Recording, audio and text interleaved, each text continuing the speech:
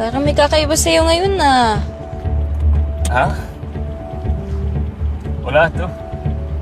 Nag-ayos na ako ng buhok. Okay. Uy, salamat pala, Andrew, ha. Salamat sa... Ito naman, gusto pa talaga marinig ng buo. Ano, gusto mo sweet pa, ganun. Salamat, Boss Idol. Kasi tutulungan mo ko hanapin yung tatay ko, eh. Okay na. Okay na yun sa'yo. Pwede na. Baka iniisip mo, ginagawa ko to para lang sa'yo. Actually, ginagawa ko talaga to dahil syempre gusto ko na ako yung mauna sa pag-release ng expose. Joey, you have to be ready. Dahil kung nandun nga si Major, may probability na ma-meet natin yung mga sindikatong tinatrabaho niya, including Verdugo. Kung ito yung kailangan natin gawin para kay tatay, handa ako. Kakayanin ko. Okay? Let's go.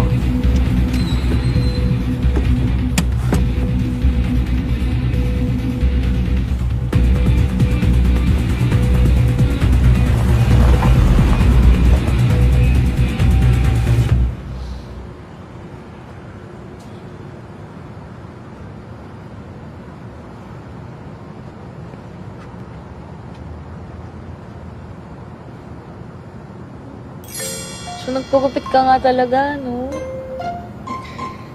Baka di ka naniniwala kanina. Well, bapo ka naman ng onte. Well, alam mo, uminom ko muna ng tubig.